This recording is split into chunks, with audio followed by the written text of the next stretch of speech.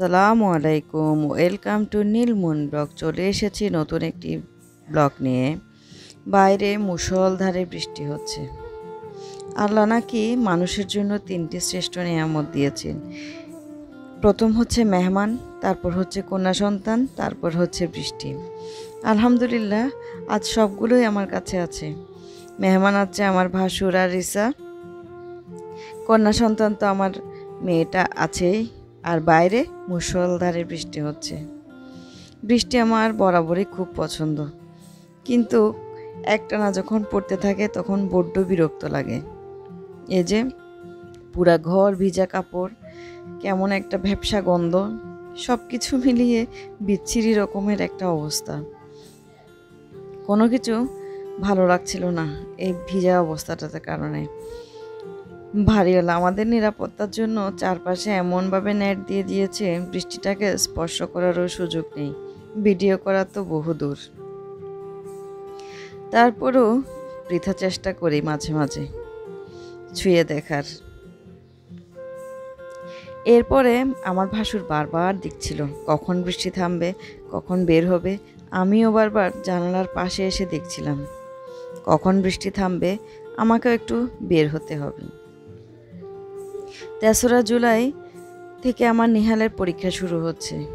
সবাই আমার নিহালের জন্য দোয়া করবেন। আল্লাহ যেন আমার ছেলেটাকে লেখাপড়ার প্রতি মনোযোগী করে তোলে। আমাদের এই পরিশ্রম যেন বৃথা না যায়।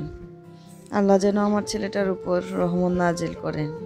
আপনাদের কাছে দোয়ার আর্জি দিয়ে গেলাম। বৃষ্টি থামার পর বের হয়েছি। বাসার নিচে আসার সাথে সাথে আবার মুষলধারে বৃষ্টি। তাই একটা অটো নিয়ে চলে যাচ্ছি রবি ভাইয়ের দোকানে বাজার করার জন্য। আগে ফোনে স্লিপটা পাঠিয়ে দিলে দোকানের ছেলে এসে বাজার দিয়ে যেত। গত 2 মাস ধরে দোকানের ছেলেগুলো নেই, তাই নিজেদেরকে গিয়ে বাজারগুলো আনতে হচ্ছে। এখানে এসে দেখি বৃষ্টির পানিতে একেবারে স্যাঁতসেঁতে অবস্থা। তারপরও কাজগুলো সেরে নিচ্ছিলাম।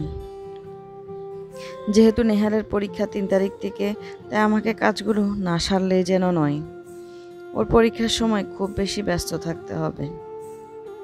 আলহামদুলিল্লাহ, বাজারগুলো নিয়ে বাসায় আসার পর আমাকে একটুও কষ্ট করতে হয় না।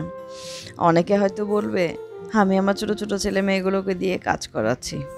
আসলে কাজ করানো না, আমারও যে কাজ করতে কষ্ট হয় এটা শুধু ওদেরকে বোঝানোর জন্যই আমি এগুলো করতে বলি। আর ওরা বিরক্ত হয় না, বেশ আগ্রহের সাথে আমাকে সাহায্য করে। যেগুলা টিস্যু, তারপরে হচ্ছে ওদের বিস্কিট, চিপস, এগুলা টিফিনের জন্য ওদের যে জিনিসগুলো, এগুলো নিহাল গোছাবে। আর রান্নাঘরের পেঁয়াজ, রসুন,